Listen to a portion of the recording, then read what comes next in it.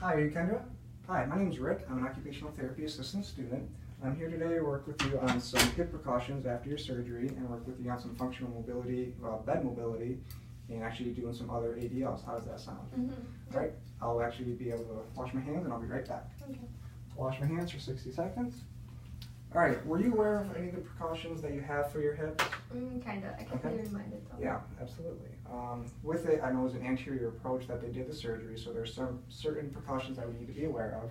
You have to be mindful of any twisting or rotation internally and externally of your ankle on that right side, as long as you don't want to bend past 90 degrees.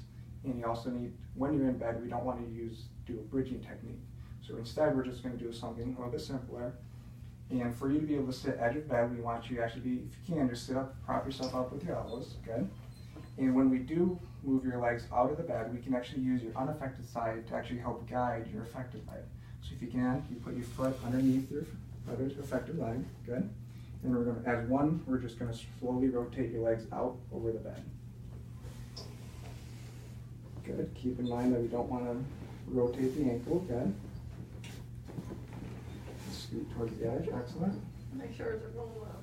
Nice, perfect.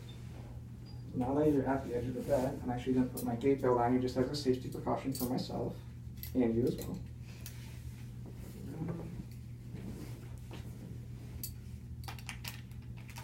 Like this, I only want to snug but not too tight. How's that feel? Good.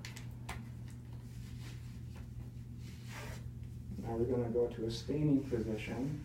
And generally when people want to stand, they actually want to push straight up and then they actually want to lean over their toes. But for this, with your hip precaution, we want you to push straight off the bed and use your unaffected leg as much as possible to stand straight up and onto. Make sure my shirt's no. Okay, ready? And push all the way up and through. Excellent. Again, no weight bearing on that right leg. After you're up and out of bed, we're actually going to work on some ADLs of getting dressed. We have some adaptive equipment, which I'm not sure if you're familiar with ever using. We can actually start with the sock aid. Are you familiar with this at all? Kinda. Okay.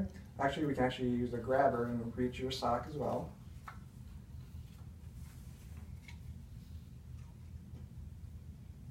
Good. Now with the sock aid, that helps to get the sock down, your socks on. So what you do is you want to drape the sock all the way over and then feed it all the way up through the base.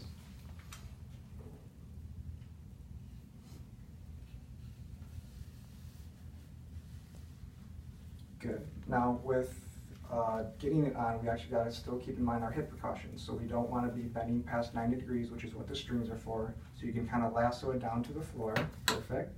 Then you want to be able to guide your foot in through that. Again, keep in mind the no internal or external rotation as you slide it up.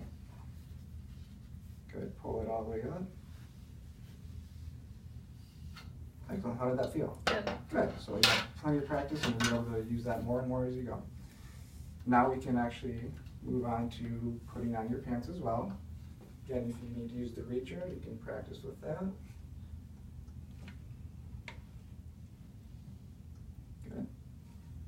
Now we want to be able to put these on appropriately, so we want to have the tags facing the back and the strings facing forward.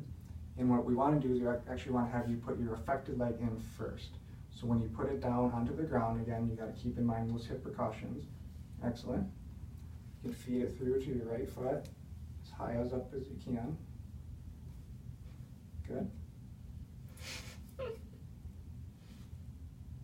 Can I bend and get it? Again, you don't want to bend past 90 degrees. Keep that in mind so you can just keep working it up. Good.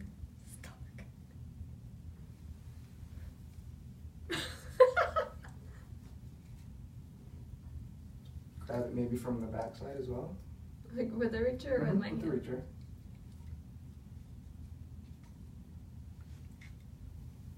See, this is something that will just take practice. Better. There you go. Thanks. Pull it up as far as you can.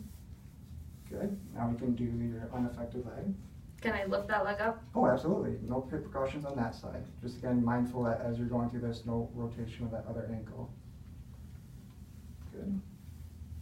And again, to pull them all the way up, we can actually set the reacher aside. Again, keep in mind that the standing precautions that we said earlier, we want to keep that right leg extended and put all your weight through your left side and make sure you stand straight up. Push all the way up through, push up, good. Then you can get them on the rest of the way. Excellent. Now we can have a seat and we'll actually get your shoes on now. Same thing, use the reacher. Are you familiar with the shoe horn? Kinda. Okay, that's another device that we can practice with. Grab the shoe, place it in front of you. Good. See that, Nifty?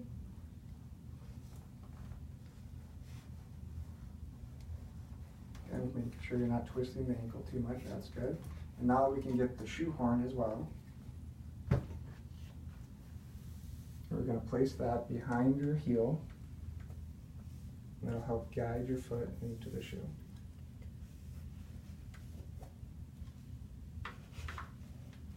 There we go. Come on, you little sucker.